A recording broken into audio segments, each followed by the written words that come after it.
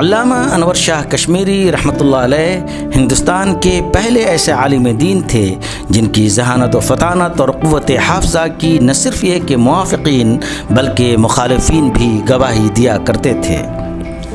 علامہ کے علم و فضل کا اندازہ اس بات سے لگایا جا سکتا ہے کہ تقریباً 2000 طلباء نے مختلف علوم و فنون اور خاص طور پر حدیث میں صرف دارالعلوم دیوبند میں آپ سے فیض حاصل کیا تھا، جن میں بڑے بڑے مجاہدین آزادی، مصنف، محقق، محدث، مفسر اور فقیہ شامل ہیں۔ مولانا مناظر احسن گیلانی، مولانا محمد طیب قاسمی، مولانا ضیاء الدین سجاد میرٹھی، مولانا محمد میاں، مولانا حفظ الرحمان سیوہاروی اور مفسر قرآن مفتی محمد شفیع دیوبندی وغیرہ آپ کے مایہ ناز شاگردوں میں شامل ہیں، جنہوں نے اپنے اپنے علم و فن اور میدان میں ایسی عظیم الشان خدمات انجام دیں جو ہندوستانی مسلمانوں کی تاریخ کا ایک سنہرا حصہ ہے۔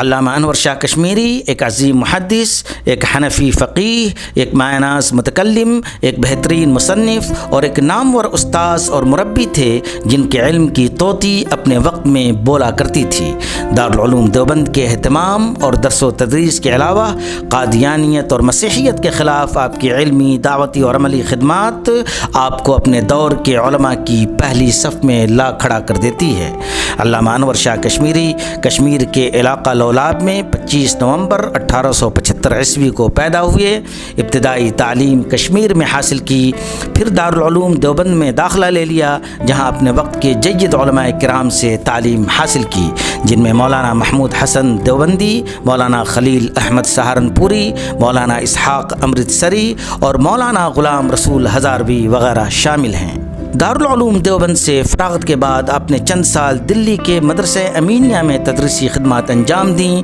1903 عیسوی میں پھر اپنے وطن کشمیر واپس آ گئے، جہاں ایک مدرسہ فیض عام کی بنیاد ڈالی اور کشمیر میں علوم دینیہ کی نشر و اشاعت میں مصروف ہو گئے۔ پھر 1905 عیسوی میں حج کے لیے حجاز کا سفر کیا اور واپسی کے بعد پھر مدرسہ فیض عام کی تعمیر و ترقی میں حصہ لینا شروع کیا۔ اس کے بعد بعض وجوہات کی بنا پر کشمیر چھوڑ کر دارالعلوم دیوبند آ گئے، جہاں دارالعلوم دیوبند کی انتظامیہ نے آپ کی صلاحیت و قابلیت کو دیکھ کر مدرس کے طور پر مقرر کیا، مگر جب شیخ الہند محمود الحسن دیوبندی اپنے ریشمی رومال کی تحریک اور آزادی ہند کی کوششوں میں مکہ ہجرت کر گئے تو آپ کو شیخ الحدیث مقرر کیا گیا۔ اس کے علاوہ آپ نے اہتمام کا عہدہ بھی سنبھالا۔ 1927 عیسوی میں وہاں کی انتظامیہ سے اختلاف پیدا ہو گیا اور آپ گجرات منتقل ہو گئے۔ گجرات میں مدرسہ اسلامیہ ڈابھیل میں پڑھانا شروع کیا اور 1932 عیسوی تک وہیں درس و تدریس اور علمی اور عملی کاموں میں مشغول رہے۔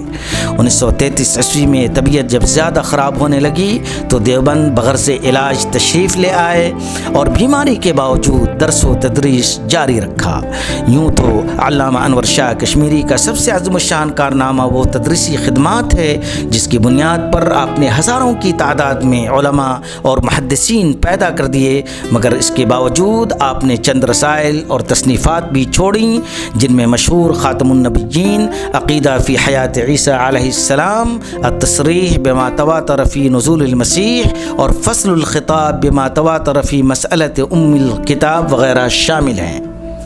اس کے علاوہ حدیث میں فیض الباری شرح بخاری 4 جلدوں میں اور افادات انوار الباری کے نام سے 32 حصوں میں 6000 صفحات پر مشتمل شائع ہو چکی ہیں۔